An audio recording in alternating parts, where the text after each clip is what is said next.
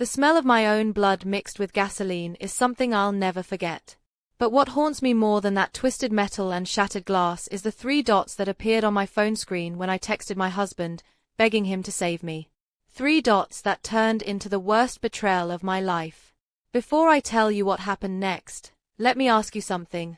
Where are you watching this from? Are you at home, safe and surrounded by people who love you? Because if you are, hold on to that.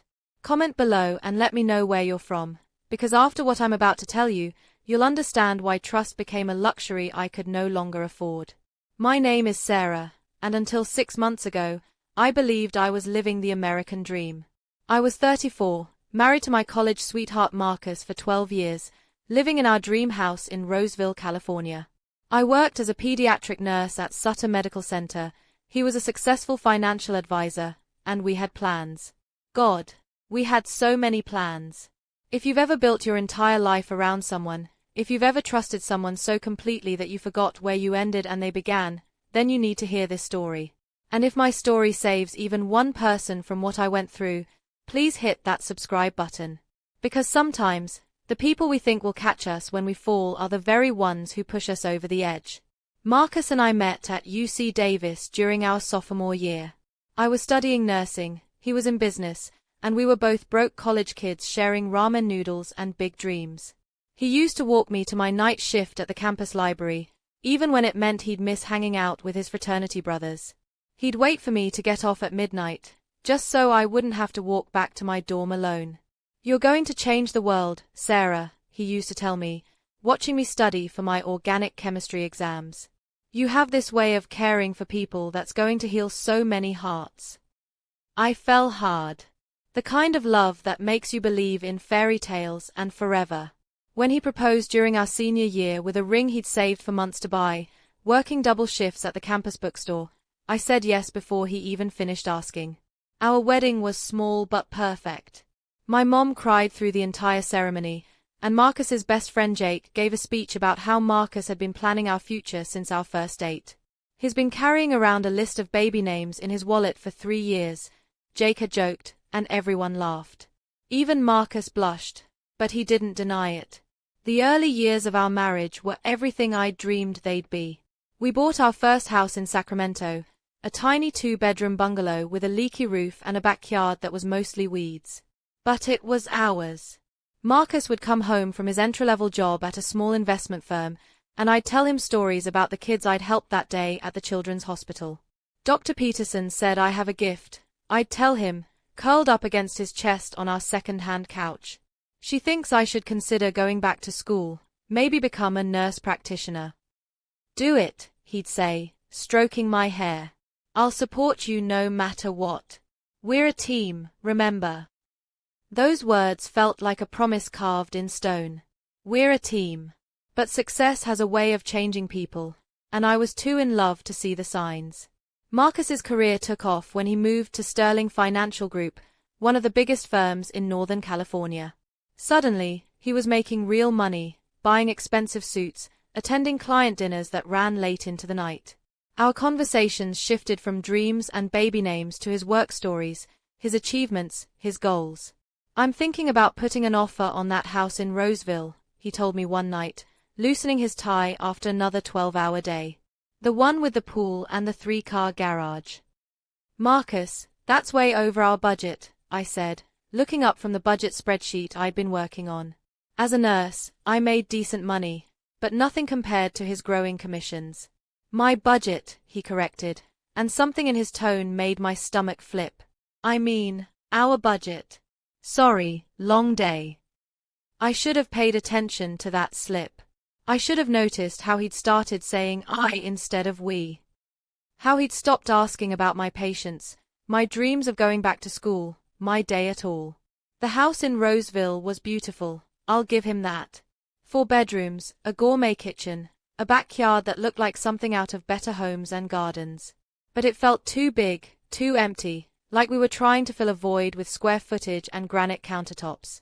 Isn't it perfect? Marcus asked, standing in what would become his home office, already planning where he'd put his desk, his awards, his growing collection of expensive scotch. It's gorgeous, I agreed, because it was. But something felt wrong. When had we stopped talking about filling those extra bedrooms with children? When had we stopped making plans together? The changes were subtle at first. Marcus working later, traveling more for client meetings, coming home smelling like expensive restaurants and unfamiliar perfume. When I'd ask about his day, he'd give me the highlights reel, the big deals, the important clients, the promotions that kept coming. "Sarah, I'm up for partner," he told me one night, barely looking up from his phone as he scrolled through work emails. "This could change everything for us." "That's amazing," I said, though part of me wondered when us had started feeling like a consolation prize in his success story. I was working overtime myself, picking up extra shifts in the pediatric ICU, saving money for the graduate program I still dreamed of attending. Some nights, I'd come home exhausted after holding the hand of a scared 6-year-old through surgery prep, and Marcus would already be asleep, or worse, not home at all. "Client dinner," became his standard explanation. "You know how it is."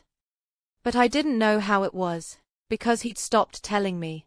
The first real crack in our foundation came on my 33rd birthday. I'd planned a quiet dinner at home, making his favorite meal, braised short ribs with a red wine reduction he loved.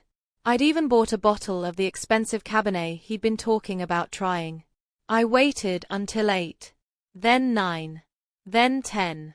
At 10:47 p.m., my phone buzzed with a text. "Sorry babe, dinner ran long. Big client from New York. Save me some leftovers." I stared at that message, sitting alone at our dining room table with cold food and melted candles, and felt something inside me shift. Not break, not yet, but shift. Like a crack in ice that you can't see but can somehow feel beneath your feet. "Happy birthday to me," I whispered to our empty house. Looking back now, I realized that was the moment I started losing him. Not to another woman, not yet, but to a version of himself that no longer had room for the girl who used to share ramen noodles and big dreams. But I loved him. God help me. I loved him so much that I convinced myself this was just a phase. That success was stressing him out, and things would go back to normal once he made partner. Once the pressure eased. Once we found our rhythm again. I made excuses for every missed dinner, every forgotten anniversary, every time he chose his phone over my voice. I told myself that this was what marriage looked like in your 30s. That love meant supporting each other's ambitions, even when those ambitions left you eating dinner alone more nights than together. I had no idea that while I was making excuses for him, he was making plans without me. The morning that would change everything started like any other. Marcus was already gone when I woke up, another early client meeting, and I was getting ready for my shift at the hospital. I'd picked up an extra Saturday to help cover for a colleague whose daughter was getting married. "Take care of yourself today," I whispered to his empty side of the bed, a habit I'd developed during all those mornings I woke up alone. I had no way of knowing that by the end of that day, I'd discovered just how alone I really was. The children's ward at Sutter Medical Center became my sanctuary during those months when my marriage felt like it was slowly suffocating. Kids don't lie to you. When a 7-year-old is scared, they tell you. When they're happy, their whole face lights up. When they trust you, they give you their whole heart without reservation or conditions. That Saturday morning started with Emma Rodriguez, age 4, who was scheduled for minor surgery to repair a hernia. She'd been clutching a stuffed elephant named Mr. Peanuts, and her dark eyes were wide with the kind of fear that makes your chest ache. "Is it going to hurt?" she asked me in that whisper-quiet voice kids use when they're trying to be brave. "The doctors are going to give you special sleepy medicine," I told her, kneeling down to her eye level. "And when you wake up, Mr. Peanuts will be right there waiting for you, and your mama too." "Promise?" she asked, and the absolute trust in her voice nearly broke me. "Promise," I said, meaning it with every fiber of my being. That's the thing about working with children. They remind you what pure, uncomplicated love looks like. What it feels like to have someone's complete faith and to be worthy of it. As I helped prep Emma for surgery, I found myself thinking about Marcus, about when the last time was that we'd made promises to each other and actually meant them. My phone buzzed during my break, and I expected to see Marcus's name. Maybe he was thinking about me. Maybe he wanted to grab lunch together after his meeting. Instead, It was my mom. How are you doing, sweetheart?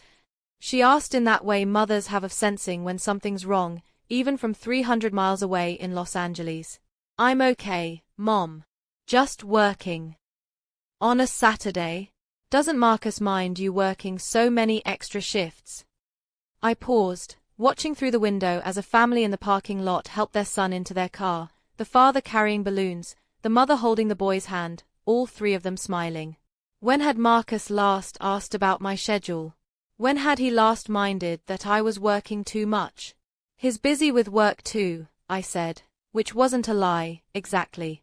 Sarah, my mom said, and I could hear the concern creeping into her voice. When was the last time you two took a vacation together? Just the two of you? I tried to remember. Our anniversary trip to Napa had been cancelled because of a client emergency. The weekend in San Francisco that I'd planned for his birthday had been postponed indefinitely. Even our regular date nights had become extinct, casualties of his increasingly demanding schedule. We're just in a busy phase, I told her, but the words felt hollow even as I said them. Honey, marriage isn't supposed to be a phase you survive. It's supposed to be a partnership you grow in. After I hung up, I sat in the hospital cafeteria, picking at a sad sandwich and thinking about partnerships. About growing together instead of growing apart. About when Marcus and I had stopped being teammates and started being strangers who shared a mortgage. The afternoon brought a new patient, Tyler Chen, 8 years old, admitted after falling off his bike and breaking his collarbone. His parents flanked his bed, taking turns holding his uninjured hand, both of them slightly teary-eyed but trying to stay strong for their son. We were supposed to go to his baseball game today, his father said apologetically. I keep thinking if I just reminded him to be more careful. Don't, his mother interrupted gently. Accidents happen. The important thing is we're here now. I watched them through Tyler's entire stay, the way they communicated without words, how they took turns getting coffee so one of them was always with their son, how they made decisions together without discussion because they already knew what the other was thinking. That's what I'd thought Marcus and I had. That silent partnership, that unbreakable team dynamic. But looking back, I realized I'd been playing team sports while he'd been going solo for months. When I got home that evening, Marcus was in his office, door closed, voice muffled as he talked on the phone. I could hear him laughing, the kind of genuine laugh I hadn't heard in months. Not when he talked to me, anyway. I made dinner, salmon with roasted vegetables, nothing fancy, and called to him when it was ready. 5 more minutes, he called back, not even opening the door. 20 minutes later, I knocked softly. Marcus, dinner's getting cold. Start without me, he said. This is important. I ate alone again, listening to his voice through the wall. Animated, engaged, present in a way he never seemed to be when he was talking to me anymore. After dinner, I did what I'd been avoiding for weeks. I looked at our phone records online, telling myself I was just checking our data usage, nothing more. But my eyes went straight to the call log, and what I saw made my stomach drop. Hours of calls to numbers I didn't recognize. Long conversations that happened during his commute home, during his lunch breaks, sometimes lasting until well past midnight. One number in particular appeared dozens of times over the past month. I memorized it, though I couldn't say why. That night, Marcus came to bed after I was already pretending to sleep. He slipped in quietly, careful not to wake me, or maybe just avoiding conversation altogether. I lay there in the dark, listening to his breathing even out, and wondered when we'd become two people who were more comfortable unconscious than awake together. The next morning was Sunday, which used to mean lazy mornings in bed, coffee, and newspapers, maybe a walk around our neighborhood. Instead, Marcus was up early, showering and getting dressed like he had somewhere important to be. Where are you going? I asked, trying to keep my voice light. Golf with some clients, he said, adjusting his collar in the mirror. Jerry's bringing some potential investors from Portland. On a Sunday. Business doesn't keep regular hours, Sarah. You know that. I watched him pack his golf bag, noting that he was wearing the cologne I'd bought him for Christmas, cologne he never wore around me anymore. What time will you be back? Not sure. Could be late. Don't wait up. And just like that, another Sunday became another day I'd spend alone in our beautiful, empty house. I tried to fill the day with errands, cleaning, anything to keep my mind occupied. But as the hours ticked by, I found myself thinking about that phone number. About the way Marcus had been so secretive with his phone lately, taking calls in other rooms, keeping it face down during the few meals we shared. By 6 p.m., I couldn't take it anymore. I dialed the number. It rang once, twice, and then a woman's voice answered. Young, bright, with a laugh in her tone like she'd been expecting a different call. Hey you, she said, and my entire world tilted. I hung up immediately, my hands shaking so hard I nearly dropped the phone. Hey you. Like she knew who was calling. Like she'd been waiting for him to call back. I sat on our couch, in our living room, surrounded by the life we'd built together, and felt like I was drowning in plain sight. Everything looked the same, our wedding photos on the mantel, the throw pillows I'd carefully chosen, the coffee table books about places we'd planned to travel, but nothing felt real anymore. My phone buzzed with a text from Marcus, running later than expected. Dinner reservations got moved to 8. Don't wait up. Dinner reservations. With clients. On a Sunday night. I stared at that text for a long time, and then I did something I'd never done in 12 years of marriage. I didn't believe him. That night, I lay awake until I heard his car in the driveway at 11:30. I listened to him try to be quiet as he came upstairs, heard him brush his teeth in the guest bathroom instead of our EN suite. When he finally slipped into bed, I pretended to be asleep, but I could smell her on him. A different perfume, something floral and expensive and completely unfamiliar. The next morning, he was gone before I woke up. I called in sick to work for the first time in 2 years. Have you ever had a moment where you realized your entire life was built on a foundation of lies, but you still weren't ready to face the truth? Where every instinct screamed at you to look closer, but every emotion begged you to look away. That's where I lived for the next 3 weeks. In the space between knowing and accepting, between suspicion and proof, between the life I thought I had and the reality I was too terrified to confront. I became a detective in my own marriage, and I hated myself for it. It started small. I noticed that Marcus had started doing his own laundry, something he'd never done in our entire relationship. His clothes came back smelling like a different fabric softener, with an attention to detail that suggested someone else's hands were folding them. I found receipts in his pockets for restaurants I'd never heard of, for bottles of wine that cost more than we usually spent on groceries in a week. When I casually mentioned them, he had explanations ready. Client dinner with the Portland group, he'd say without missing a beat. You know how Jerry likes to impress potential investors. But Jerry's wife Linda and I had been friends for years, and when I ran into her at the grocery store, she mentioned that Jerry had been traveling for work all month. He's been in Seattle every week, she said, juggling her cart and her purse. This merger has him living out of hotels. I barely see him. My smile felt plastic on my face. Oh, Marcus must have meant a different client. Probably, she said, but I caught the look of concern that flashed across her face. Is everything okay, Sarah? You look tired. Tired. That was one word for it. I was exhausted from pretending, from making excuses, from trying to convince myself that there was an innocent explanation for all the signs I was too afraid to add up. At work, I threw myself into my patients with an intensity that was probably unhealthy but felt necessary. When you're holding the hand of a sick child, when you're focused entirely on someone else's pain and healing, you don't have mental space for your own heartbreak. Dr. Martinez, the head of pediatrics, pulled me aside after I'd worked 4 double shifts in a row.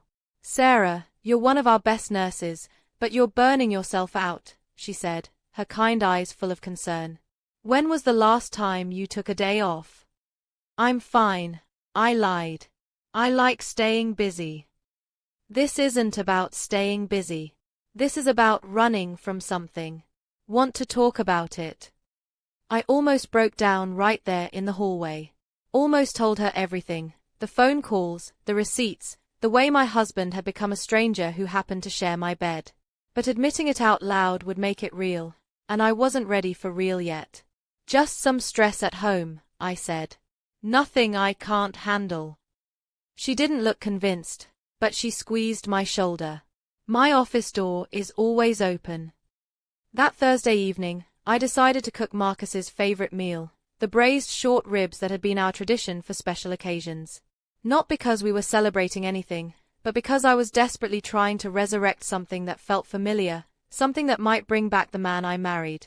I spent hours in the kitchen, braising the meat until it fell apart at the touch of a fork, making the red wine reduction from scratch, even baking his favorite dessert, chocolate lava cake with vanilla bean ice cream. The house smelled like our early marriage, like the nights when we'd cook together, laughing and talking and planning our future. Marcus came home at 7:30, later than he'd promised but earlier than I'd expected. "Wow," he said, surveying the dining room table I'd set with our wedding china, candles flickering between us.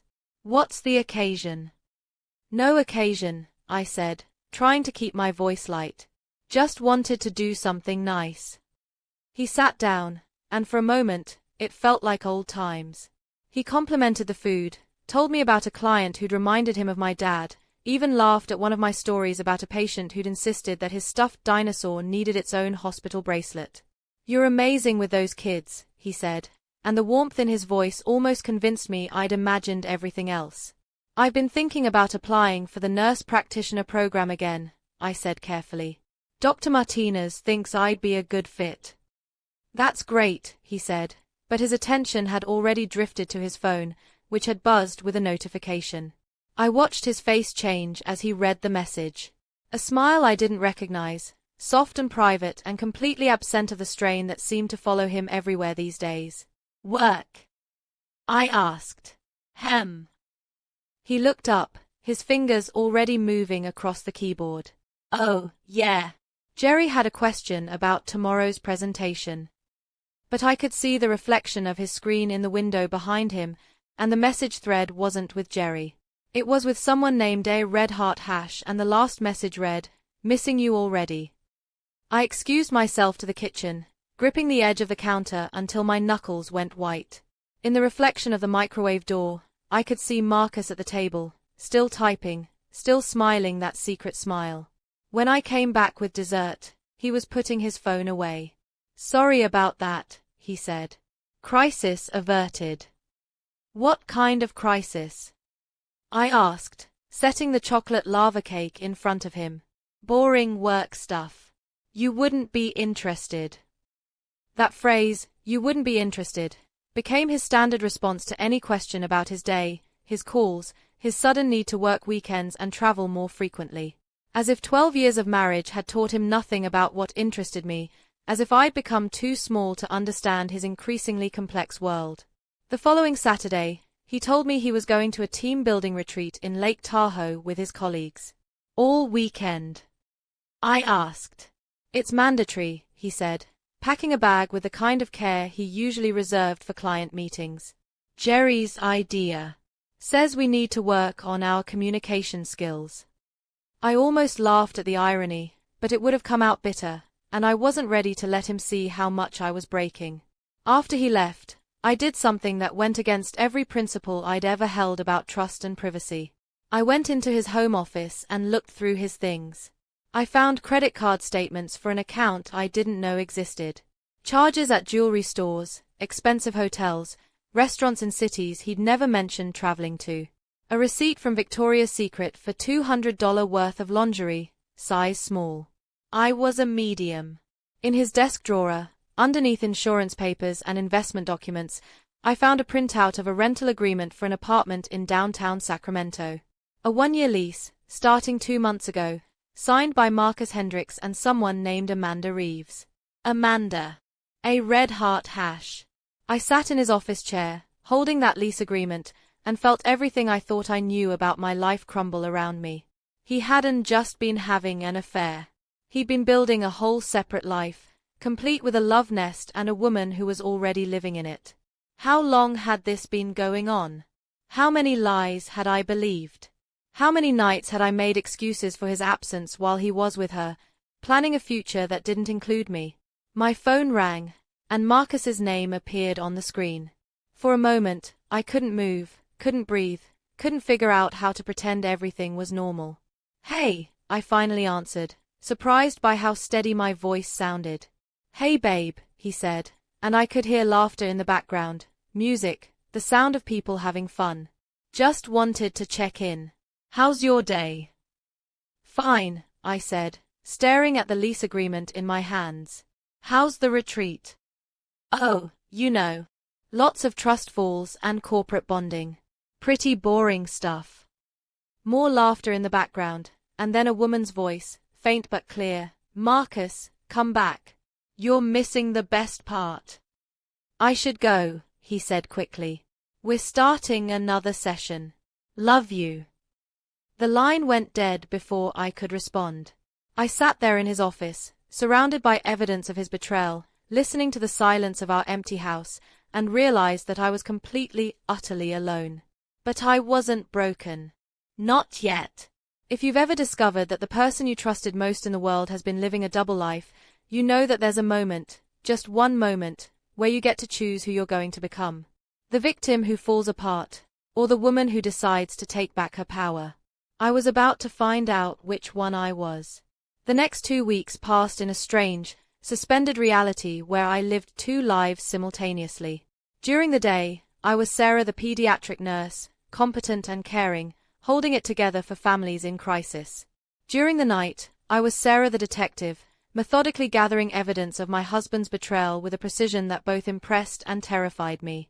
I hired a private investigator named David Nakamura. He came highly recommended by a divorce attorney I'd found online, though I wasn't ready to admit I was planning for divorce. "Not yet. I just need to know the truth," I told David during our first meeting at a coffee shop 30 minutes from my house. "I need to know what I'm dealing with." David was in his 50s, with kind eyes and the tired expression of someone who'd seen too many marriages fall apart. He didn't judge me, didn't ask unnecessary questions, just took notes and explained his process. "How long has this been going on?" he asked. "I don't know. That's what I need you to find out." Within a week, David had answers that confirmed my worst fears and revealed details that were somehow even worse than I'd imagined. Amanda Reeves was 26 years old, a marketing coordinator at Sterling Financial Group. She'd been hired 8 months ago, and according to David's research, she and Marcus had been involved almost immediately. The apartment they shared was just the latest development in a relationship that had moved from secret affair to full-blown double life. "She doesn't know about you," David said, sliding a folder across the table during our second meeting. "As far as I can tell, she believes he's divorced. He's been wearing his wedding ring to work but taking it off when he's with her." I stared at the photographs in the folder. Marcus and Amanda holding hands at a restaurant I'd never been to. Marcus carrying groceries into their apartment, looking more relaxed and happy than I'd seen him in months. Marcus kissing her goodbye in the parking garage of his office building, both of them smiling like teenagers in love. "There's more," David said gently. "They're planning to go public with their relationship. My source at his office says he's been talking about making some big changes in his life." "What kind of changes?" "The kind that usually involve divorce papers." I closed the folder, my hands steadier than I expected them to be. "How much do I owe you?" "Mrs. Hendricks," David said, leaning forward slightly. "I've been doing this for 15 years, and I've seen a lot of people in your situation. You have options. You don't have to wait for him to make the first move." But I wasn't ready for lawyers and mediation and the messy dissolution of 12 years of marriage. I was still holding on to some naive hope that maybe, if I confronted Marcus with the truth, we could find our way back to each other. Maybe Amanda was just a midlife crisis, a mistake he'd correct once he realized what he was throwing away. I know how that sounds now. I know how foolish and desperate and pathetic it makes me seem. But love makes you stupid sometimes, and I loved Marcus with a depth that didn't have an off switch, even when it was destroying me. That Friday evening, I decided to have the conversation I'd been avoiding. I cooked dinner, set the table, practiced my speech in the mirror until I almost believed I could get through it without falling apart. Marcus came home at his usual time, tired and distracted, scrolling through his phone as he walked through the door. We need to talk, I said as he sat down to eat. Something in my tone must have gotten his attention because he actually looked at me, really looked at me, for the first time in weeks. Everything okay? He asked, and I almost laughed at the question. No, I said. Everything is not okay. We're not okay. He put his fork down, his expression shifting into what I now recognize as damage control mode. Sarah, if this is about me working late. It's not about work, Marcus. It's about Amanda. The silence that followed was the loudest thing I'd ever heard. I watched his face go through a series of micro-expressions: shock, panic, calculation, and finally, resignation. How long have you known? He asked, and even in that moment, I was struck by the fact that he didn't try to deny it. Does it matter? I asked. What matters is how long it's been going on. What matters is that you've been lying to me every single day for months. Sarah, it's not what you think. It's exactly what I think. You're having an affair. You have an apartment together. You've been playing house with a 26-year-old while coming home to me and pretending to be my husband. He ran his hands through his hair, a gesture I'd once found endearing and now recognized as a tell when he was trying to figure out how to minimize damage. I didn't plan for this to happen, he said. I didn't wake up one morning and decide to have an affair. It just evolved. Evolved, I repeated. Like we're talking about biology instead of the destruction of our marriage. Don't be dramatic, Sarah. Dramatic. My voice rose despite my best efforts to stay calm. I'm being dramatic because I'm upset that my husband has been living a double life for the better part of a year. It hasn't been a year. How long?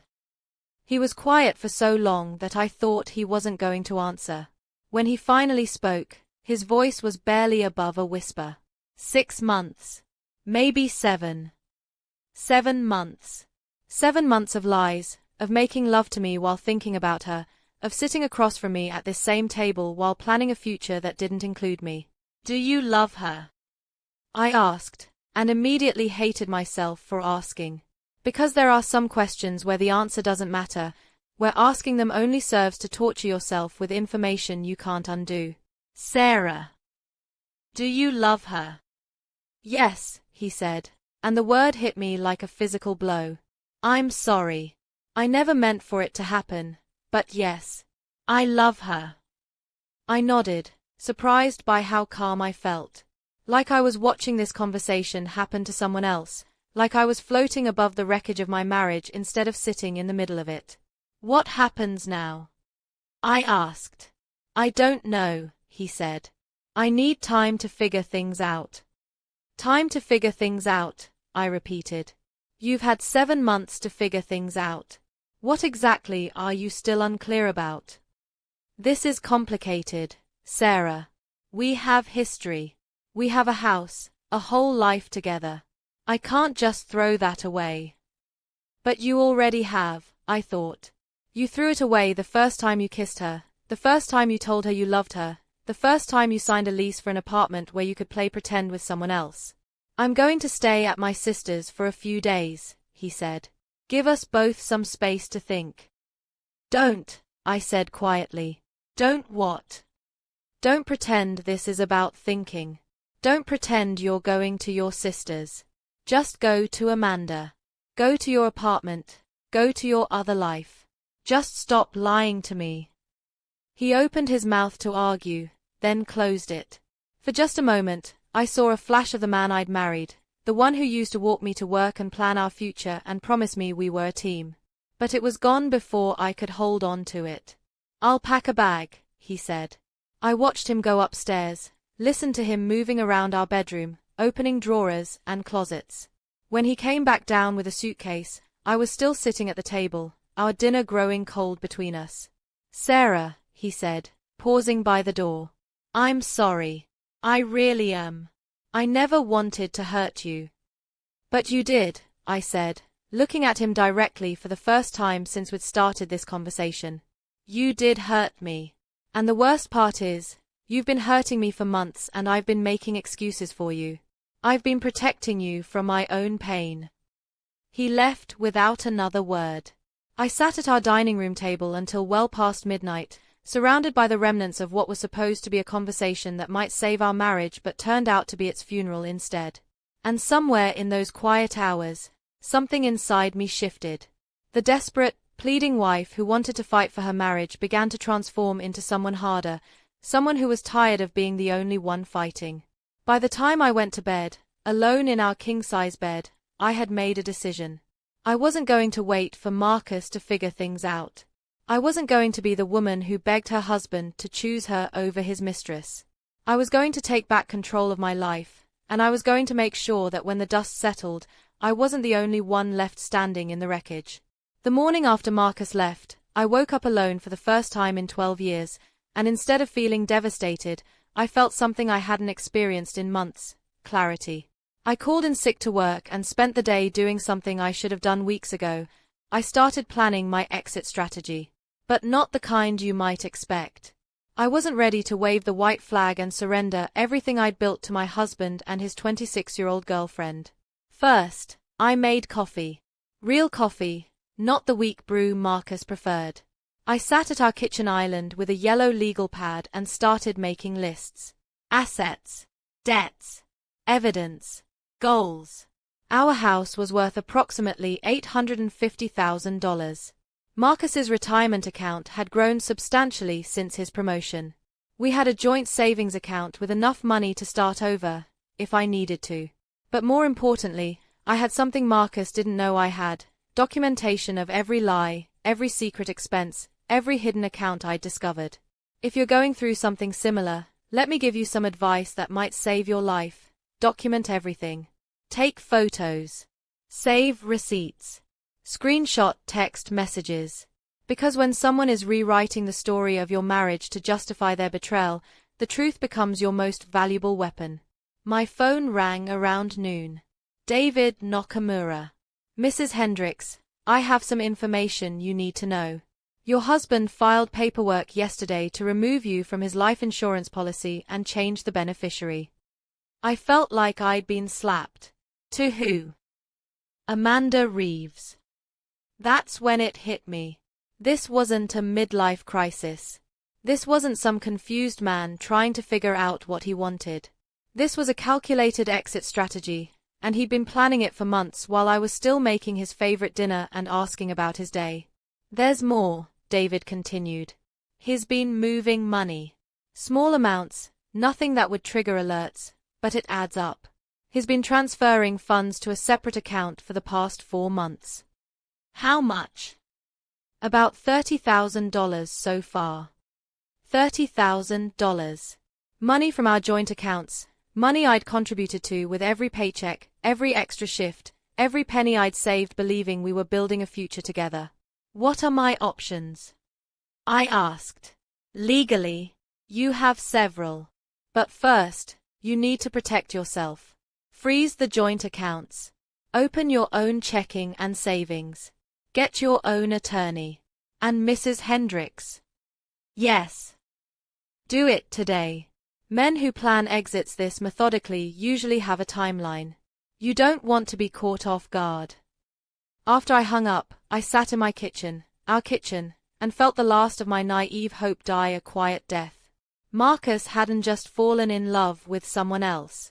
He'd been systematically dismantling our life together while I was busy making excuses for him. But two can play that game. I spent the afternoon at my bank, my attorney's office, and meeting with a forensic accountant who specialized in hidden assets. By the time the sun set, I had frozen our joint accounts, opened my own accounts, and started the process of tracing every penny Marcus had moved without my knowledge. I also did something else. Something that, looking back, was probably the first step toward the person I was about to become. I called Amanda. I know that sounds crazy. I know every piece of advice you'll ever read says don't contact the other woman. But I needed to know who she was, what Marcus had told her about me, about us, about the life he was so eager to escape. She answered on the second ring, her voice bright and happy. Hello. Hi, Amanda. My name is Sarah Hendricks. I'm Marcus's wife. The silence that followed was so complete I thought she'd hung up. I'm sorry, she finally said, her voice much smaller now. I think you have the wrong number. I don't think I do. I think you're the Amanda who lives in the apartment on J Street with my husband. I think you're the Amanda who believes he's divorced. Another long pause. He told me his divorce was finalized months ago, she said, and I could hear tears in her voice. He said his ex-wife had moved back to Los Angeles. Ex-wife. He'd killed me off in his story to her. Erased me completely. I'm not his ex-wife, Amanda. I'm his current wife. We've been married for 12 years, and until last week, we were living together in the house he bought with money from our joint accounts. That's not possible, she said, but her voice had no conviction. He wouldn't lie about something like that. Wouldn't he? What else has he told you? That I was crazy? That I took half his money in the divorce? That he's been single and available this whole time? I can't. I need to go. Amanda, wait. I know you think I'm the enemy here, but I'm not. We're both victims of the same man's lies. I love him, she said, and the pain in her voice was so raw it actually made me hurt for her. I love him, and he loves me. I thought he loved me too, I said gently. For 12 years, I thought he loved me too. She hung up. I sat on my couch, staring at my phone, and realized I felt sorry for Amanda. She was 26, probably thought she'd found her forever love, had no idea she was just the latest chapter in a story where Marcus was the only character who mattered. But sympathy was a luxury I couldn't afford right now.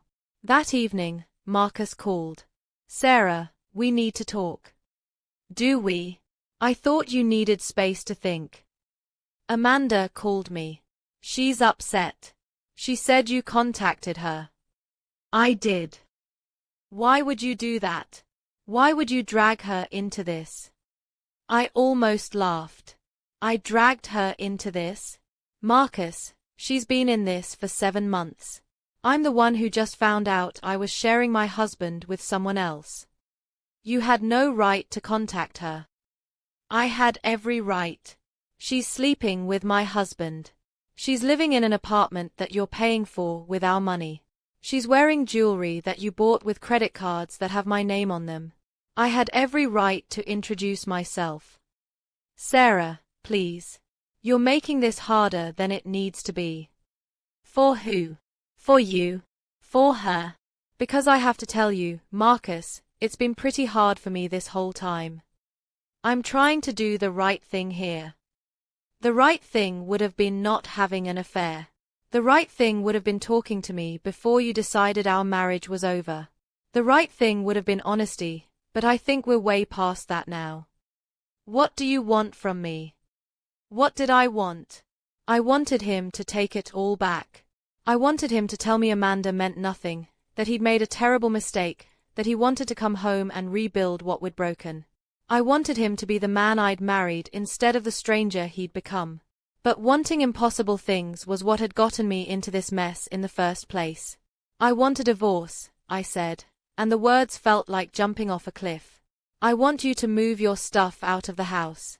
I want you to stop pretending that you're going to figure anything out, and I want you to stop treating me like I'm some obstacle to your happiness. Sarah. I'm not finished. I also want you to know that I've frozen our joint accounts, I've hired an attorney, and I've found every penny you've been hiding from me. The silence on his end told me everything I needed to know. You hired a private investigator, he said, and for the first time, he sounded worried. I did a lot of things, Marcus. I protected myself. I should have done it months ago. We can work this out without lawyers getting involved. We could have worked this out without girlfriends getting involved, but here we are. After I hung up, I poured myself a glass of wine, good wine, from the bottle Marcus had been saving for a special occasion, and sat in our living room, looking at our wedding photos.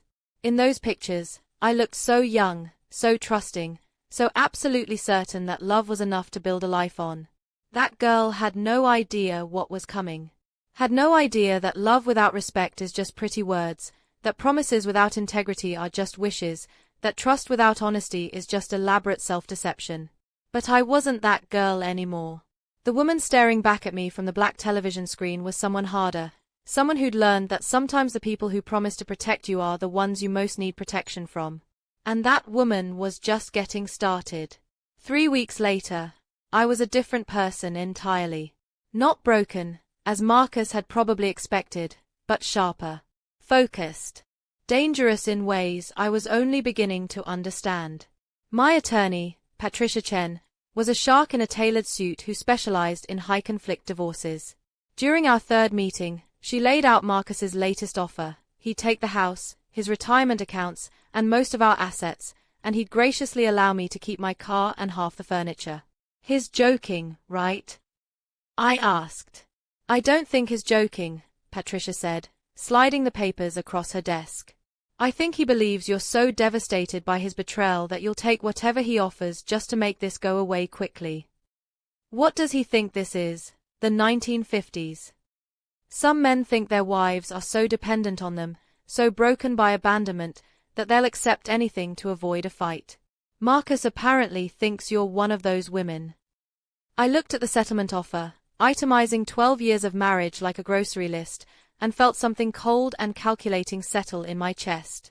He has no idea who he's dealing with, does he? Not at all, Patricia smiled. Should we enlighten him? The next morning, Marcus got a counteroffer that probably made him choke on his coffee. I wanted the house, half of everything, alimony, and full disclosure of all his assets, including the ones he thought I didn't know about. He called me within an hour. Sarah, this is insane. You can't be serious about these demands. I'm completely serious. You're trying to punish me. I'm trying to get what I'm entitled to after 12 years of marriage to a man who lied to me for the better part of a year. I made a mistake. A mistake is forgetting to pick up milk on the way home. You had a 7-month affair, moved your girlfriend into a secret apartment, and started hiding money. That's not a mistake, Marcus. That's a campaign. I never meant for it to happen this way. How did you mean for it to happen? Were you planning to ease me into the idea of sharing you? Maybe introduce Amanda at our Christmas party as your special friend? Don't be ridiculous. I'm not the one being ridiculous here. I'm not the one who thought he could have 2 lives running simultaneously without consequences. Fine, he said, and I could hear the anger creeping into his voice. You want to play hardball? We'll play hardball. But don't expect me to make this easy for you. I stopped expecting anything from you the night I found that lease agreement. He hung up, and I realized I was smiling. For the first time in months, I felt like myself again. Not the desperate wife trying to save a marriage that was already over. Not the woman making excuses for a man who'd already moved on. I felt like Sarah Hendricks, pediatric nurse, survivor, and apparently, someone you didn't want to underestimate. The next few weeks turned into a chess match. Marcus tried to hide assets. I found them. He claimed our house was worth less than market value. I got 3 independent appraisals. He painted me as an unstable woman who was making vindictive demands. I provided documentation of every lie he'd told and every dollar he'd stolen.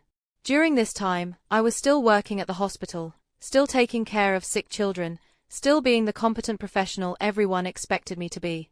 But something had changed in how I moved through the world. I was more direct, less apologetic, more willing to advocate for myself in ways I never had before. Dr. Martinez noticed the difference during a particularly difficult case, a 10-year-old girl named Sophie who'd been in a car accident and was terrified of the surgery she needed. I don't want to go to sleep, Sophie kept saying, clutching her mother's hand. What if I don't wake up? I knelt down beside her bed and took her other hand. Sophie, I'm going to tell you something that's absolutely true, and I need you to listen carefully. You are stronger than you know. You are braver than you feel right now. And sometimes, when scary things happen, that strength shows up in ways that surprise everyone, including yourself. Even me. Especially you. And when you wake up tomorrow morning, you're going to remember that you were brave enough to do the hard thing, even when you were scared. After Sophie was wheeled into surgery, Dr. Martinez pulled me aside. That was beautiful, Sarah. Where did that come from? Experience, I said, and realized I meant it. The breakthrough in my divorce case came from an unexpected source. Amanda called me. Mrs. Hendricks. This is Amanda. We talked a few weeks ago. I remember. Can we meet? I have something I think you need to know. We met at a coffee shop in neutral territory, halfway between my house and their apartment. Amanda looked younger in person, more fragile, with the kind of beauty that made men like Marcus forget they had wives and mortgages and promises to keep. I'm sorry, she said before she'd even sat down. I'm sorry about all of this. I really believed him when he said he was divorced. I know you did. But that's not why I wanted to see you. She reached into her purse and pulled out a manila envelope. After you called, I started paying attention to things I'd ignored before. Phone calls he'd take in other rooms, weekend trips he couldn't bring me on, the way he'd sometimes call me Sarah by mistake. My heart clenched at that detail. I found these in his desk at the apartment, she continued, sliding the envelope across the table. I think he's been planning this divorce for a lot longer than either of us realized. Inside the envelope were copies of documents that made my blood run cold. Paperwork for transferring our house into a trust. Applications for credit cards in his name only. And most damning of all, a timeline he'd written out by hand, detailing exactly how he planned to leave me with as little as possible. Phase 1. Establish separate finances, I read aloud. Phase 2. Move assets out of joint accounts. Phase 3. Create grounds for claiming Sarah is mentally unstable. There's more, Amanda said quietly. The final document was a letter he'd never sent, addressed to his attorney, outlining his strategy for portraying me as an unfit spouse who'd become increasingly erratic and demanding. It detailed arguments we'd never had, accusations he planned to make, character flaws he was going to invent to justify his actions. He was going to destroy me, I said, staring at his handwriting. He was going to destroy both of us, Amanda said. There's a note in there about eventually breaking up with me too, once the divorce was final and he had what he wanted. I looked up at this young woman who'd thought she was living a love story but had really just been a pawn in Marcus's larger game. Why are you showing me this? Because I realized something when I read all of this. He doesn't love me. He never loved me. I was just convenient. And if he could lie to you for 12 years, if he could plan to destroy you this methodically, what was he eventually going to do to me? Amanda left that coffee shop and, according to David's later report, moved out of the apartment that same day. She'd figured out what I'd learned the hard way. Marcus didn't love women, he used them. But her gift to me was more valuable than she could have known. With those documents, Patricia was able to prove that Marcus had been planning a fraudulent divorce, attempting to hide assets, and preparing to commit perjury by making false claims about my mental state. This is a slam dunk, Patricia told me after reviewing everything. He's not just cheating, he's been planning to commit fraud. We can file criminal charges if we want to.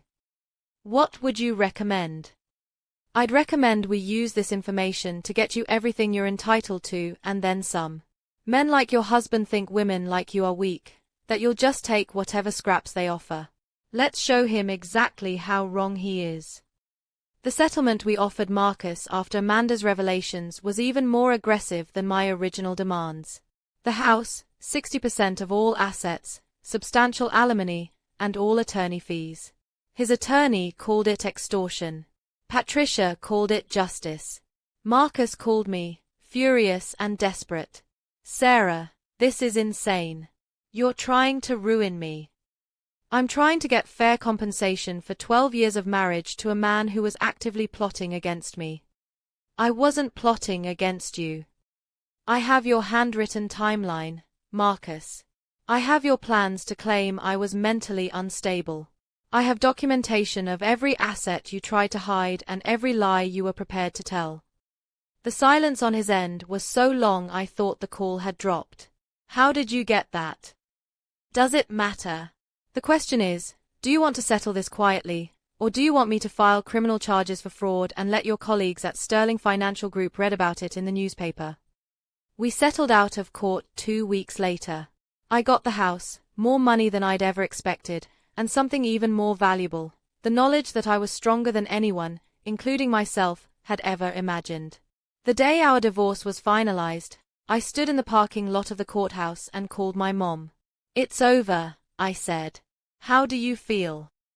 I looked up at the clear blue sky, took a deep breath of free air, and smiled. Like I just got my life back. But I had no idea that the real test was still coming. 6 months after my divorce was finalized, I thought the worst was behind me. I'd moved forward, rebuilt my confidence, even started dating again. Nothing serious, just reminders that I was still a woman worth loving. Marcus had faded into background noise, an unpleasant chapter in a story I was ready to keep writing. I should have known better than to think he was done with me. That Saturday in October started like any other weekend. I'd picked up a shift at the hospital to help cover for a colleague's maternity leave, and I was looking forward to the quiet drive home through the hills of El Dorado County. The autumn leaves were turning, and I planned to stop at the farmer's market, maybe buy some pumpkins for my front porch. I never made it to the farmer's market. The call came in around 3 p.m., a multi-car accident on Highway 50, and we needed all hands on deck. I'd been through this drill dozens of times. Code red in the emergency department, all available staff to report immediately, personal plans cancelled indefinitely. I grabbed my purse and keys, called my mom to cancel our dinner plans, and headed for the parking garage. I was thinking about the patients we'd be receiving, mentally preparing for what was probably going to be a long night of trauma cases and worried families. I was not thinking about the patch of black ice that had formed in the shadows of the parking garage, invisible and deadly. My Honda Civic hit that ice at exactly 4:17 p.m. I know because that's when my phone registered the impact. The car went into a spin that felt like it lasted forever but probably took less than 3 seconds. I remember thinking, with that strange clarity that comes in moments of crisis, that I needed to steer into the skid, that I needed to stay calm, that everything was going to be okay. The concrete pillar that stopped my spin had different plans.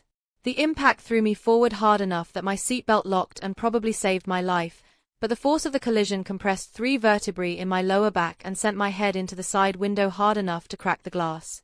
For a moment that felt like hours, everything was silent except for the sound of my engine cooling and the drip of something that might have been coolant or might have been blood.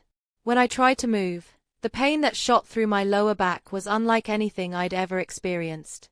Sharp and burning and so intense that I actually screamed, something I'd never done in all my years of treating other people's injuries. My phone had been thrown somewhere during the impact, and I couldn't turn around to look for it without triggering waves of agony that made my vision go white around the edges. I could hear voices in the distance, other hospital staff arriving for their shifts, the normal sounds of people going about their Saturday afternoon completely unaware that someone was trapped 20 feet away. I tried to honk my horn, but my right arm wasn't responding the way it should. I could move it, but it felt heavy and strange, and when I looked down, I could see blood seeping through my scrubs from what looked like a deep cut on my forearm. "Help," I called out, but my voice came out as barely more than a whisper. "Help me." Nobody heard me. It took 15 minutes for someone to notice my car crumpled against the pillar.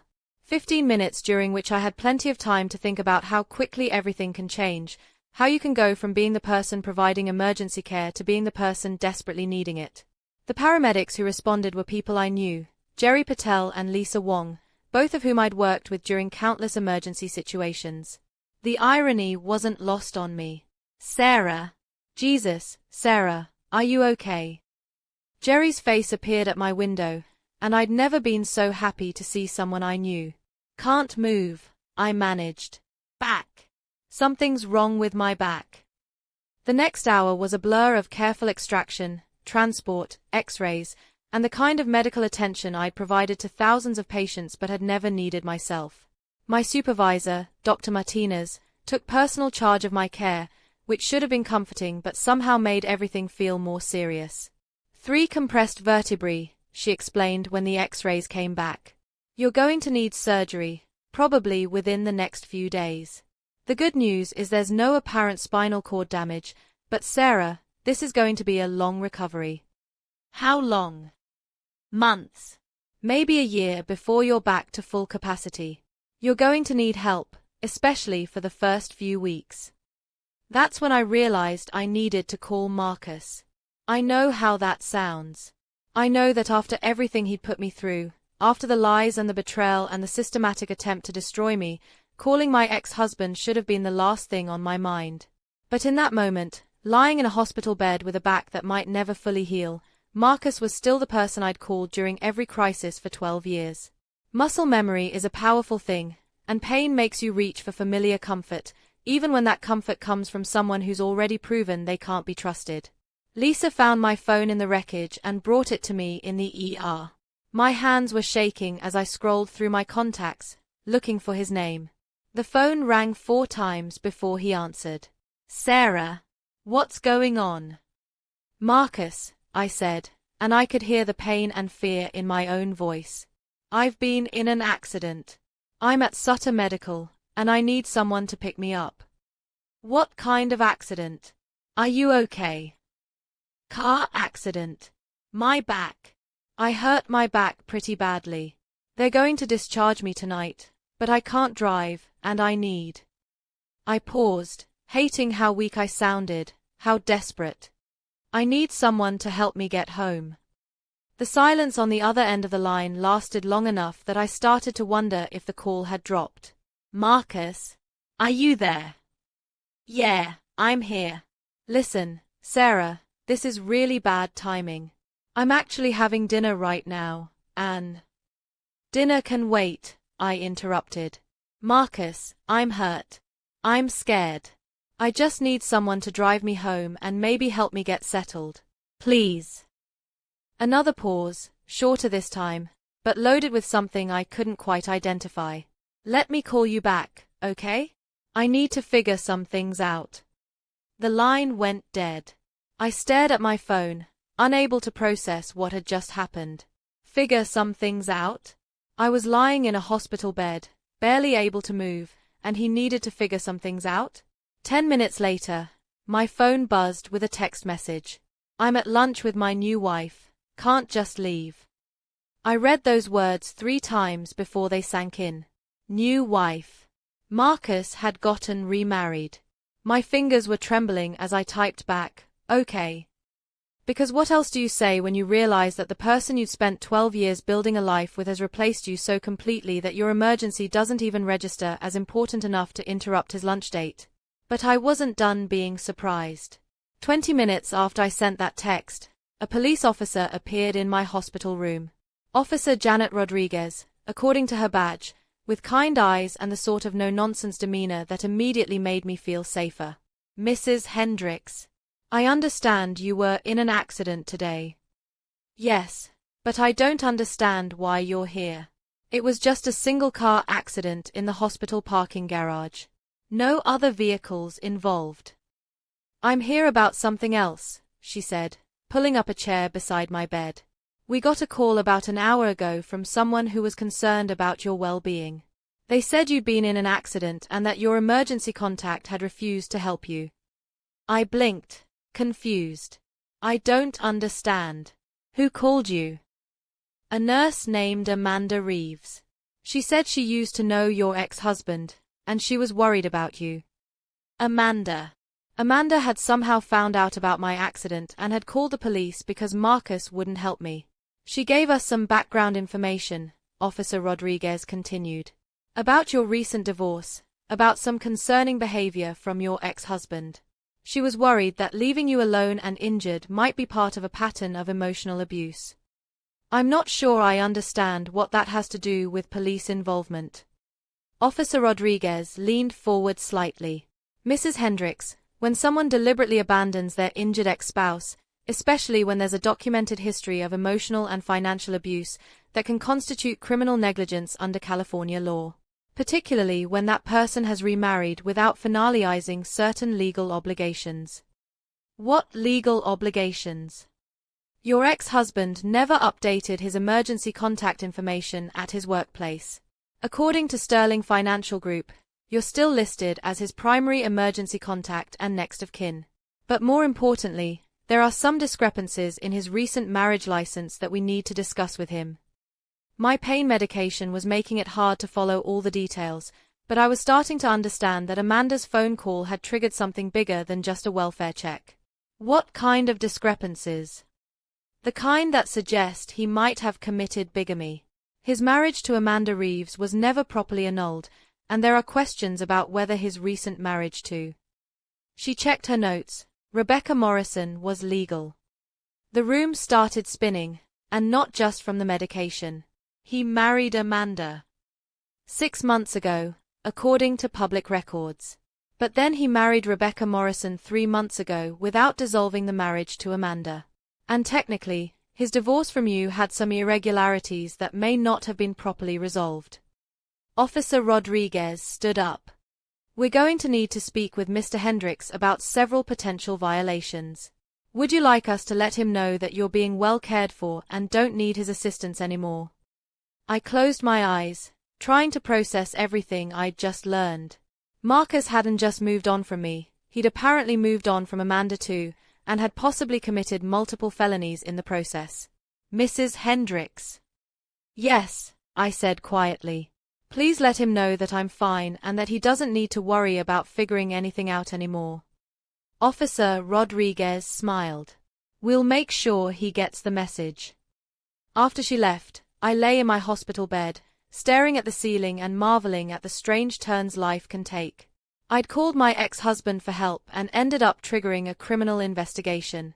I'd reached out to the man who'd betrayed me, only to discover he'd been betraying other women too. But most surprisingly, I'd been rescued by Amanda, the woman I'd once seen as my enemy, who'd apparently been watching out for me from a distance. Sometimes the people who save you are the ones you least expect. And sometimes the people who abandon you end up facing consequences they never saw coming. Recovery from spinal surgery is a special kind of hell that forces you to confront exactly how much you've been taking your independence for granted. For 6 weeks, I couldn't lift anything heavier than a coffee cup, couldn't bend over to tie my shoes, couldn't even shower without help. My mom flew up from Los Angeles and moved into my guest room, treating me like I was 10 years old again and had come home with a broken arm from falling out of the neighbor's tree.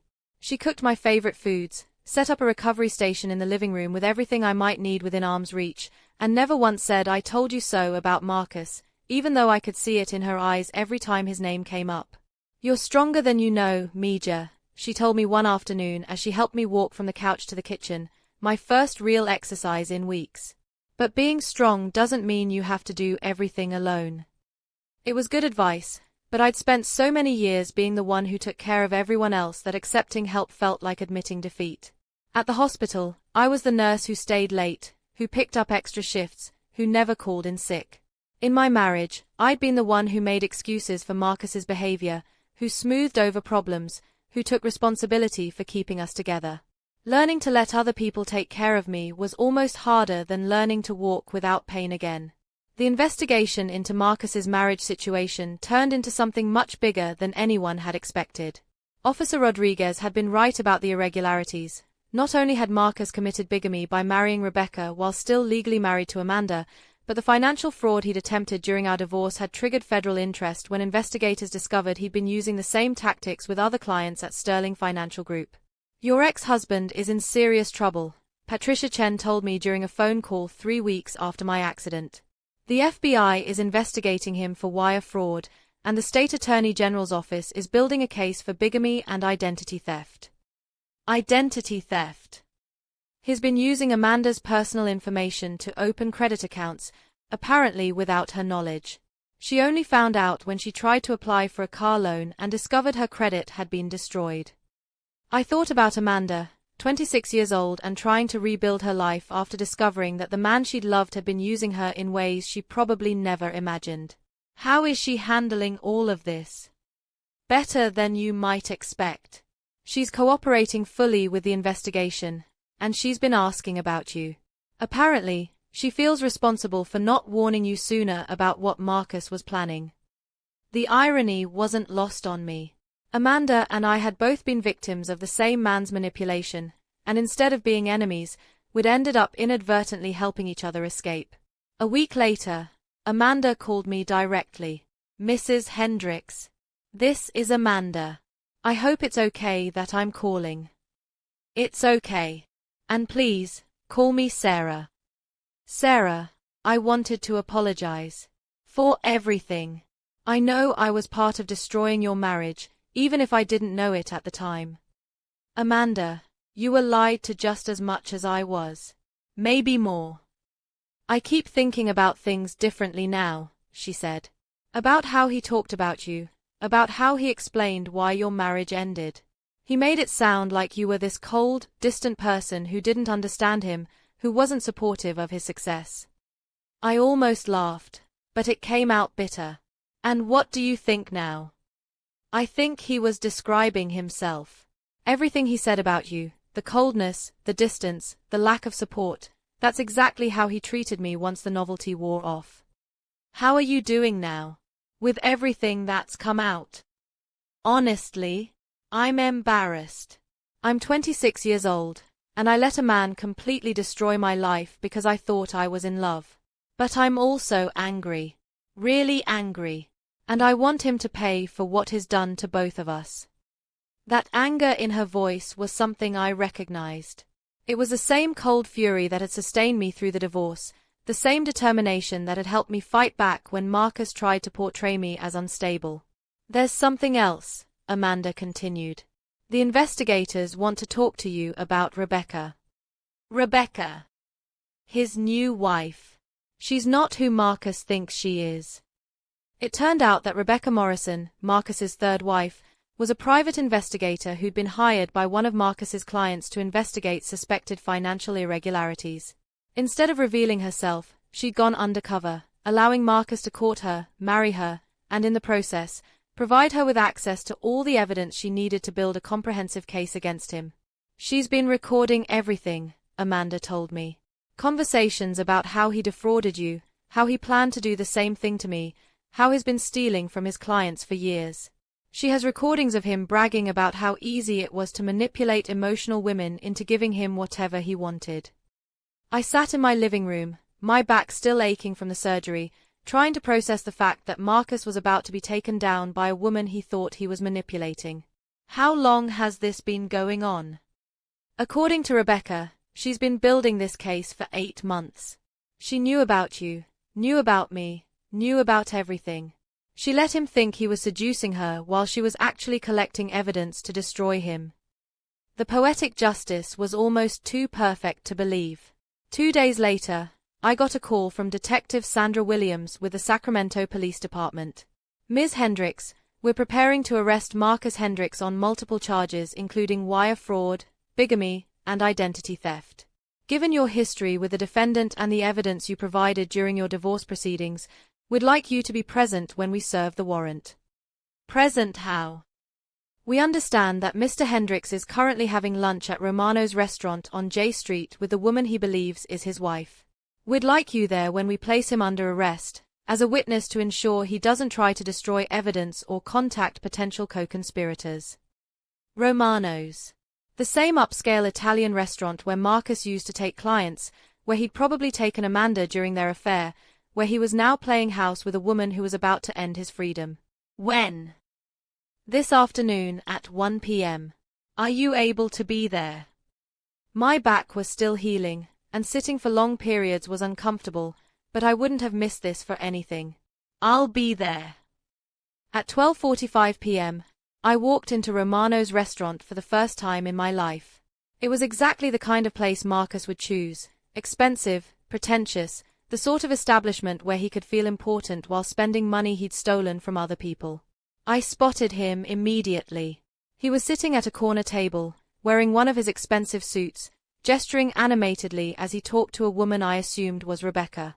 Even from across the restaurant, he looked like the same Marcus I'd fallen in love with in college: charming, confident, completely in control of his environment. He had no idea what was coming. I took a seat at the bar where I could watch their table without being seen. Rebecca was beautiful in a completely different way than Amanda had been, older, more sophisticated, with a kind of composed elegance that probably made Marcus feel like he'd finally found a woman worthy of his success. If only he knew. At exactly 1 p.m., Detective Williams and 2 other officers entered the restaurant. They moved with the casual confidence of people who'd done this hundreds of times, scanning the room until they located their target. I watched Marcus's face change as the officers approached his table. First confusion, then recognition, then the dawning realization that his carefully constructed world was about to collapse. "Marcus Hendricks," Detective Williams said, her voice carrying across the suddenly quiet restaurant. "You're under arrest for wire fraud, bigamy, identity theft, and conspiracy to commit financial fraud." The silence that followed was the most beautiful sound I'd ever heard. Marcus looked around the restaurant frantically, his eyes scanning the room until they landed on me sitting at the bar. The expression on his face was everything I dreamed it would be: shock, disbelief, and the first real fear I'd ever seen in his eyes. "Sarah," he said, his voice carrying across the restaurant. "What are you doing here?"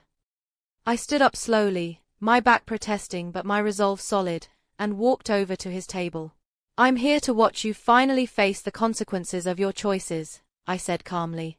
"You did this," he said, his voice rising as the officers moved to handcuff him. "You set me up." "I didn't set you up, Marcus.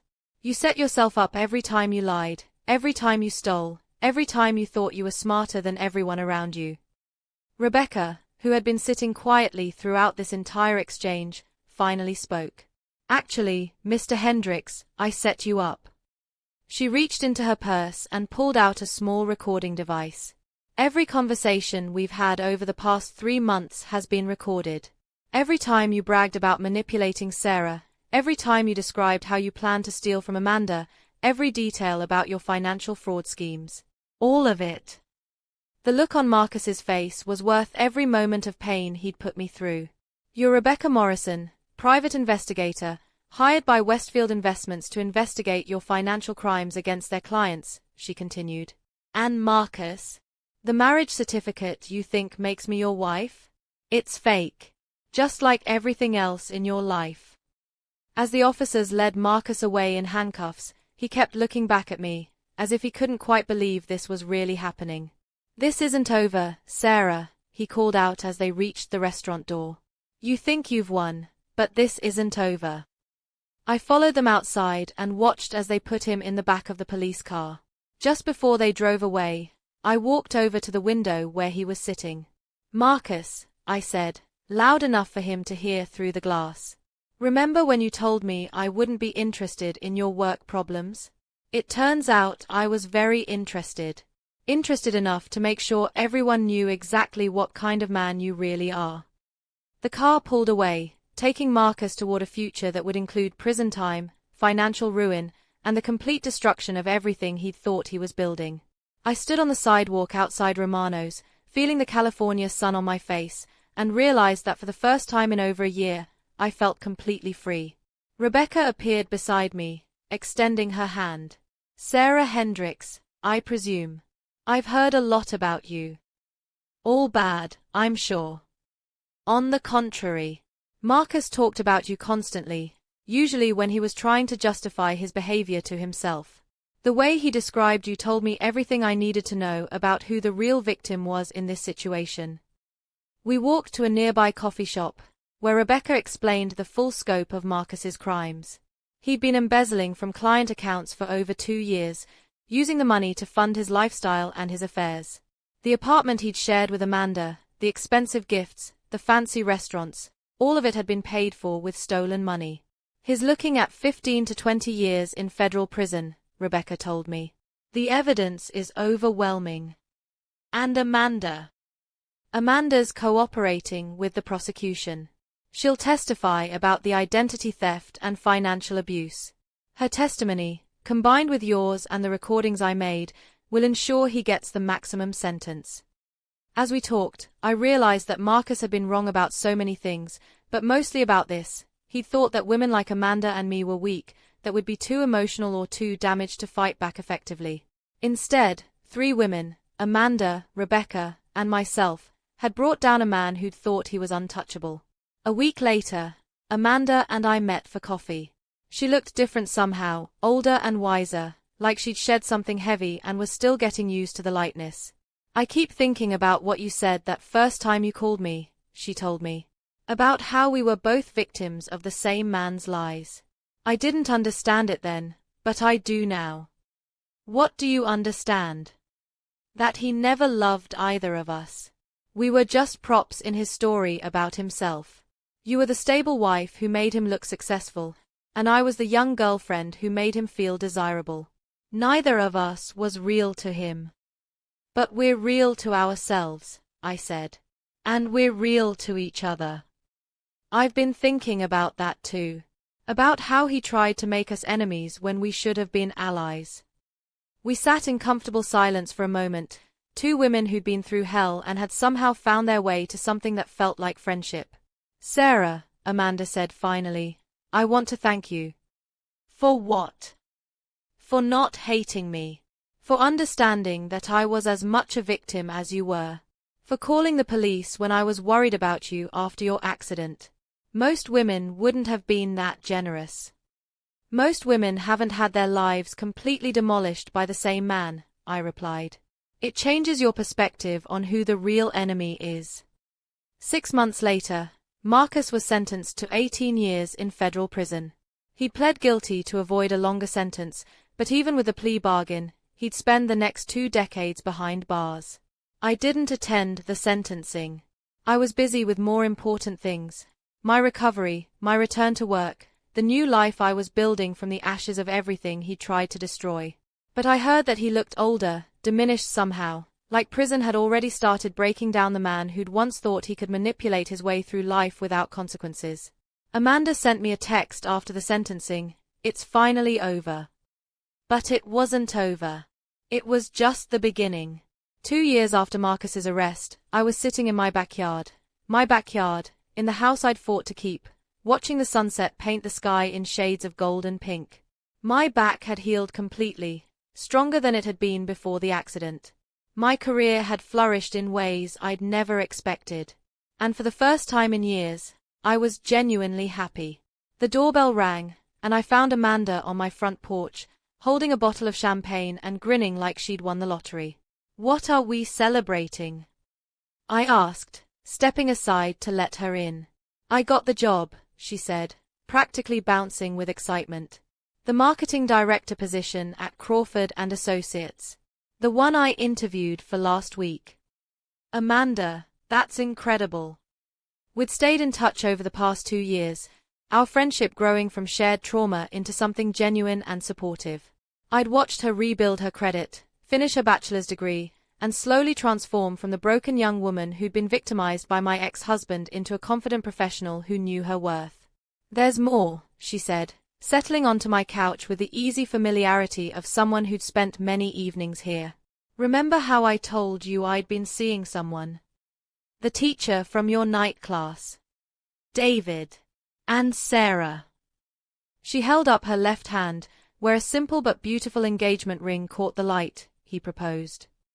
I felt tears spring to my eyes, happy tears, the kind I'd forgotten I was capable of crying. Tell me everything, I said, opening the champagne. As Amanda described David's proposal, a quiet picnic in the park where they'd had their first date, nothing fancy but perfectly suited to who she was now, I marveled at how far we'd both come. The woman sitting in my living room bore little resemblance to the scared, confused girl who'd called me 2 years ago to warn me about Marcus's plans. He knows everything, Amanda said. About Marcus, about the whole mess, about how stupid I was. You weren't stupid, I interrupted. You were young and trusting and in love. There's nothing stupid about that. Maybe. But David says something that I think you'd appreciate. He says that sometimes the worst things that happen to us end up being the things that teach us how strong we really are. I thought about that as we sat drinking champagne and talking about wedding plans. Amanda was right. The worst period of my life had also been the most transformative. Marcus's betrayal had nearly destroyed me, but surviving it had shown me capabilities I'd never known I possessed.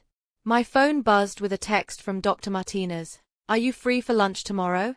I have something I want to discuss with you. The next morning, I met Dr. Martinez at the same coffee shop where Amanda and I had first bonded over our shared experience. But this conversation was about the future, not the past. "Sarah, you've been one of our most valuable nurses for 8 years," Dr. Martinez began. "But I think you're capable of more." More. The head of pediatrics position at Mercy General is opening up. It's a management role, overseeing the entire department, but it would still involve patient care. I think you'd be perfect for it. I stared at her, trying to process what she was saying. "Dr. Martinez, I don't have the qualifications for that kind of position. I'm not even a nurse practitioner." "You have something better than advanced degrees," she said.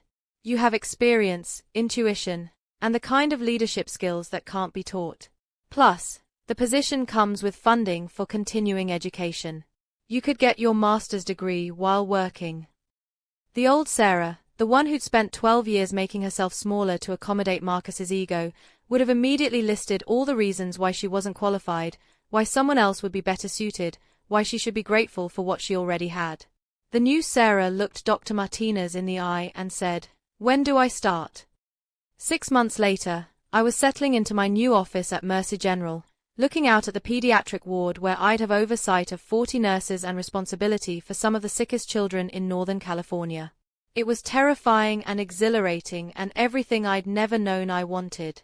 My first week in the new position, I got an unexpected visitor. Rebecca Morrison, the private investigator who'd brought down Marcus, appeared in my office doorway with a smile and a manila folder. "I hope you don't mind the drop-in visit," she said.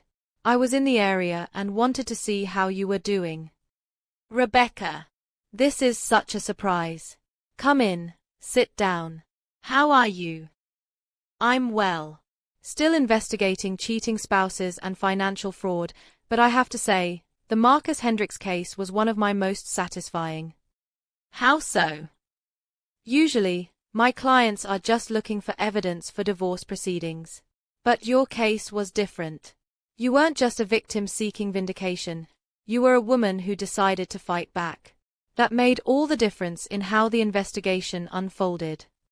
She handed me the folder she'd been carrying. "What's this?" "Closure," she said. "The final report on Marcus's assets and the restitution fund that's being distributed to his victims."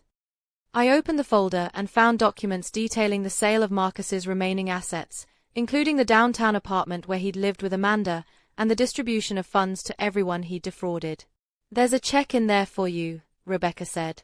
"From the sale of assets that rightfully should have been considered marital property." The check was for $127,000. "Rebecca, this is too much.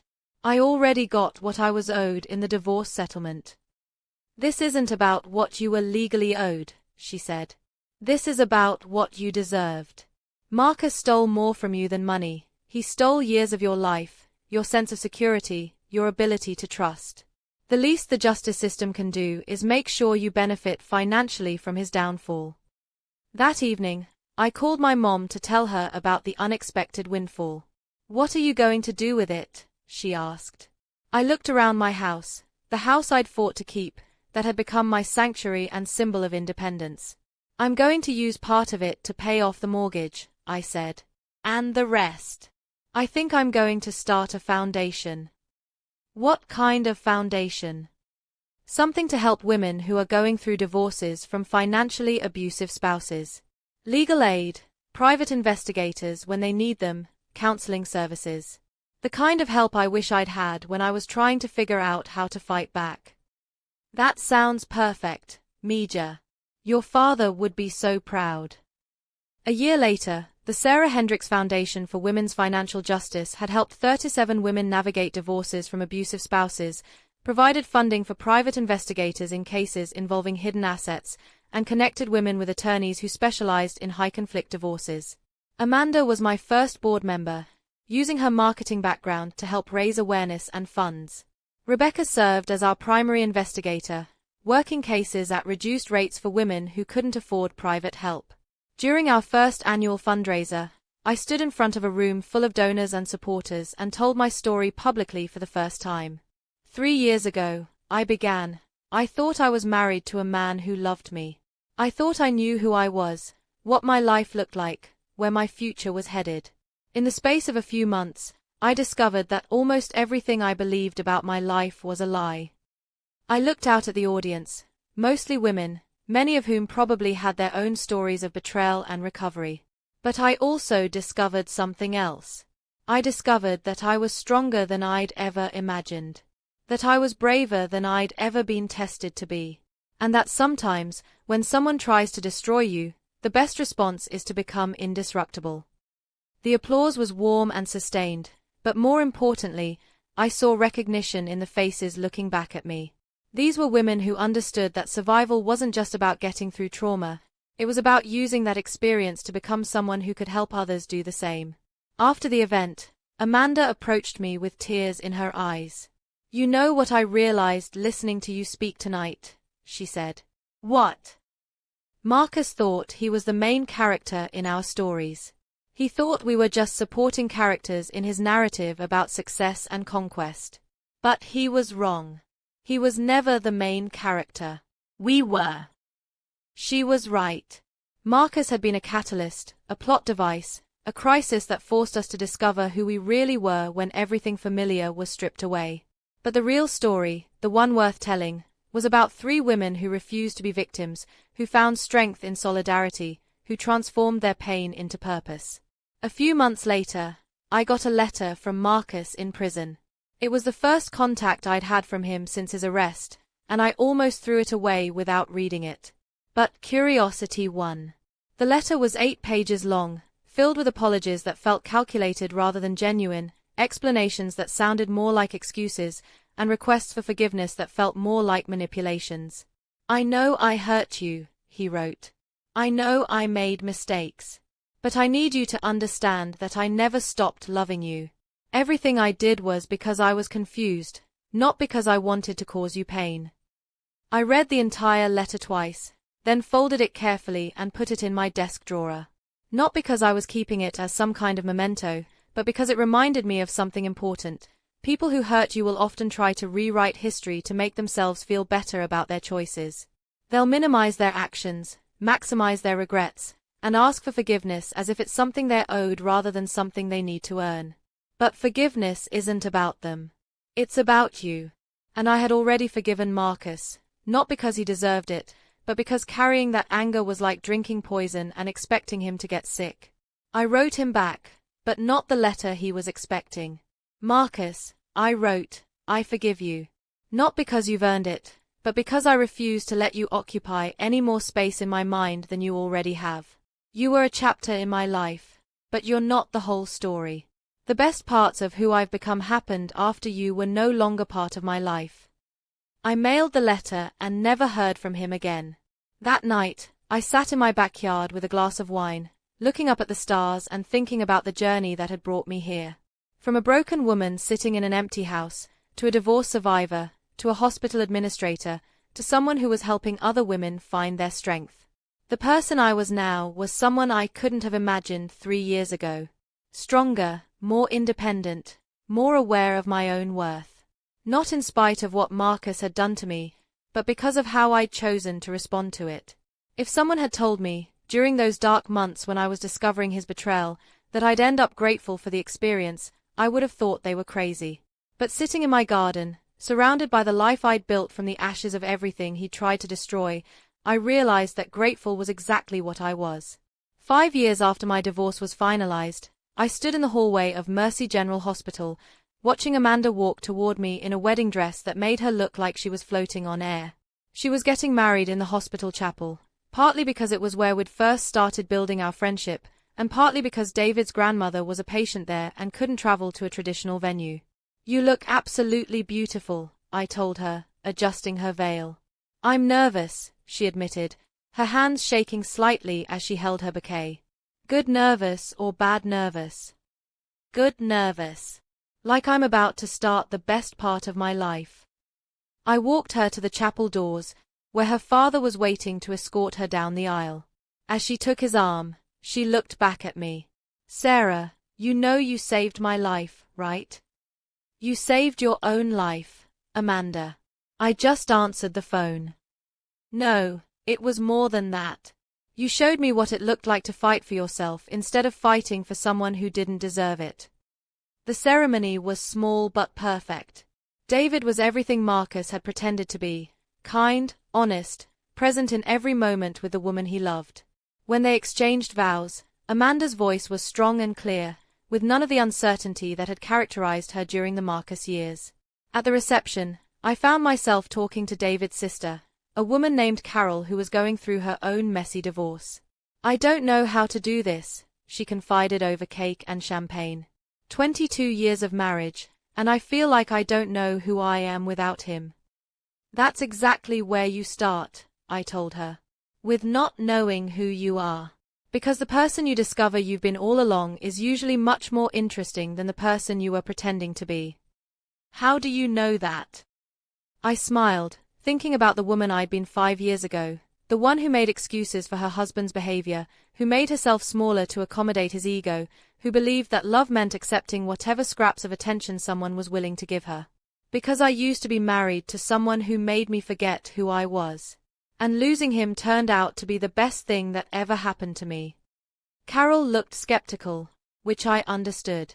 When you're in the middle of having your life dismantled, it's impossible to imagine that anything good could come from that kind of pain. "I run a foundation that helps women navigate difficult divorces," I told her, handing her my business card. "If you need anything, legal advice, financial planning, someone to talk to who's been where you are, call me." "Why would you do that? You don't even know me." "Because 5 years ago, I was exactly where you are now.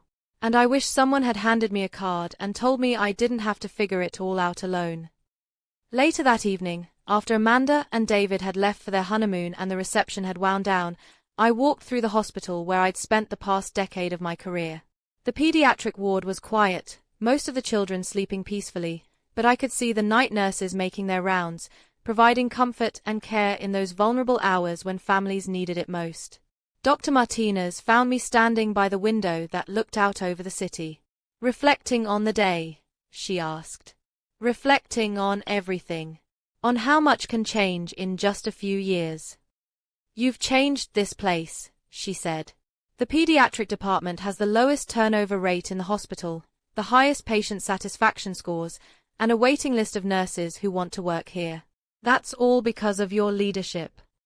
It's because of good people doing good work. It's because of good people being led by someone who understands that taking care of patients starts with taking care of the people who provide that care." I thought about that as I drove home, about leadership, about taking care of people, about the responsibility that comes with healing. My work at the hospital had taught me that helping others heal was often the best way to complete your own healing process. When I got home, I found a package on my doorstep. No return address, just my name written in handwriting I didn't recognize. Inside was a book, a self-published memoir titled The Other Woman's Story by Amanda Chen. She'd taken David's last name, but more importantly, she'd written about her experience with Marcus, with our friendship, with the process of rebuilding her life after being victimized by someone she trusted. The dedication read, "To Sarah, who showed me that sometimes the person who seems like your enemy is actually the sister you didn't know you needed." I stayed up until 3 a.m. reading Amanda's book, reliving our story from her perspective. She wrote about the shame she'd felt when she realized she'd been part of destroying a marriage, about the fear she'd experienced when she discovered Marcus had been using her, and about the gratitude she felt toward me for treating her like a fellow victim rather than an enemy. "Sarah Hendricks could have destroyed me," she wrote in the final chapter. "She had every reason to hate me, to blame me, to make sure I suffered for the role I'd played in her pain. Instead, she chose to see me as another woman who'd been lied to by the same man. That choice, to extend compassion instead of seeking revenge, changed both of our lives." The next morning, I called Amanda to congratulate her on the book.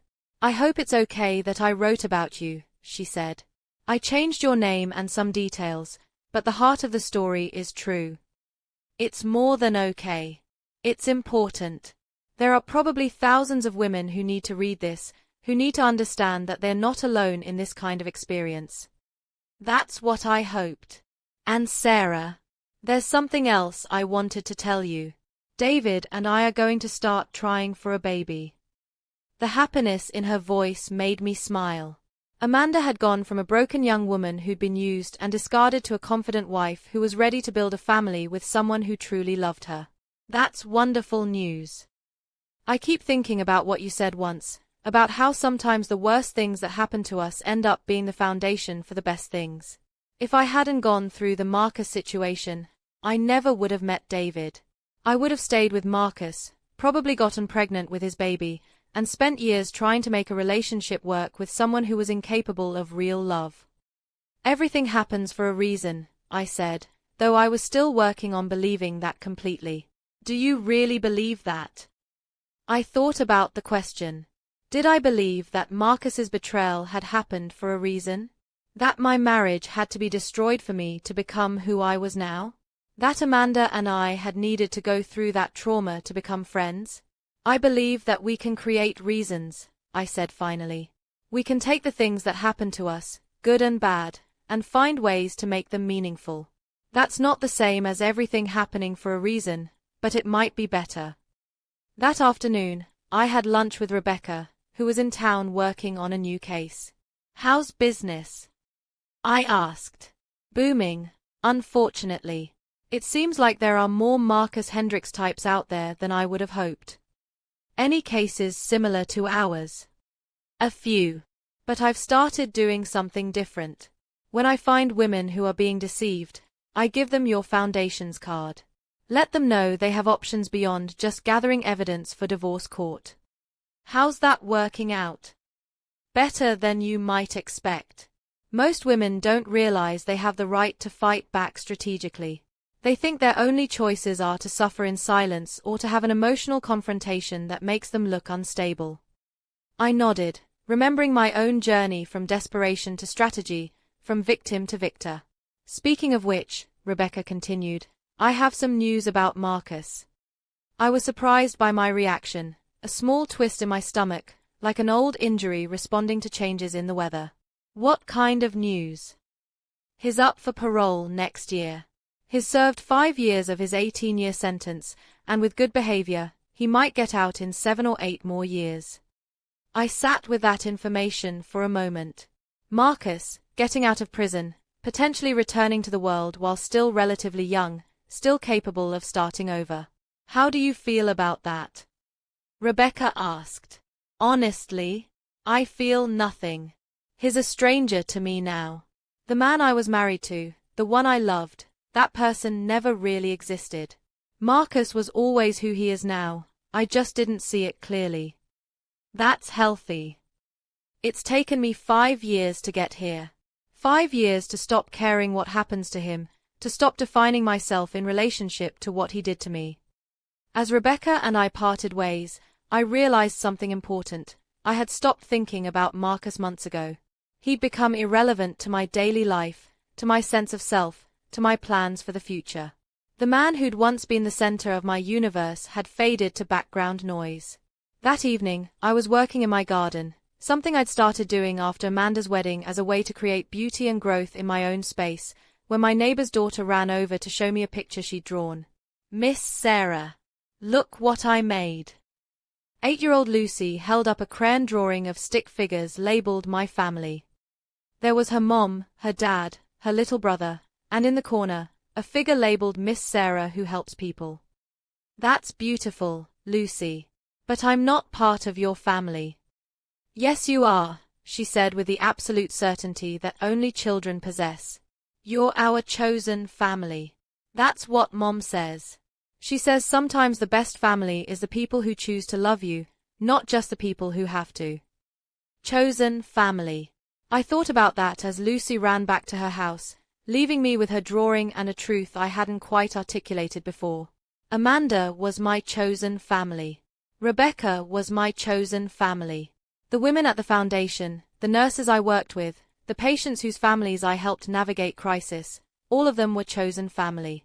Marcus had been assigned family, the person I'd committed to love and support regardless of who he turned out to be. But chosen family was different. Chosen family was based on mutual respect, genuine care, and the decision to show up for each other not because you had to, but because you wanted to. That night, I sat on my back porch with a cup of tea and Luce's drawing, looking up at the stars and thinking about the journey that had brought me here. 5 years ago, I'd thought my life was over. I'd thought losing Marcus meant losing everything that mattered, everything that defined me, everything that made my life worth living. I'd been wrong about all of it. Losing Marcus had been the beginning of finding myself. The divorce had been the start of discovering what I was capable of when I stopped making myself smaller to accommodate someone else's ego.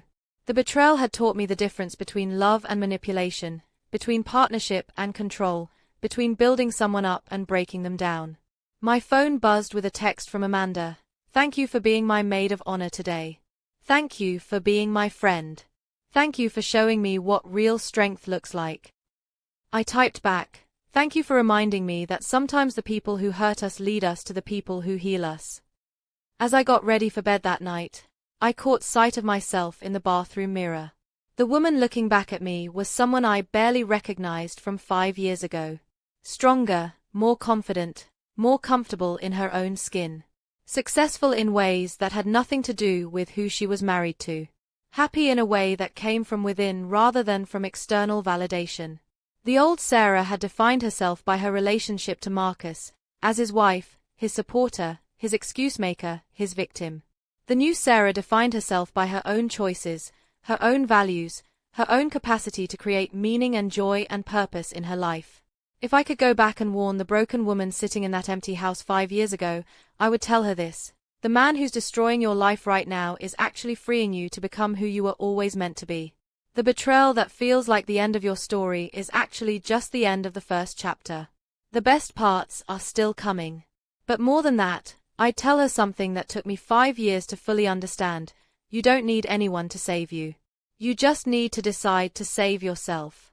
And once you make that decision, really make it, with your whole heart and all your courage, you'll discover that you're more powerful than you ever imagined. The woman in the mirror smiled back at me, and I realized that after 5 years of healing, growing, and becoming, I was finally exactly where I was supposed to be. Not in spite of what Marcus did to me, but because of how I chose to respond to it. And that choice, to rise instead of fall, to heal instead of break, to help others instead of staying stuck in my own pain, that choice was mine. It had always been mine.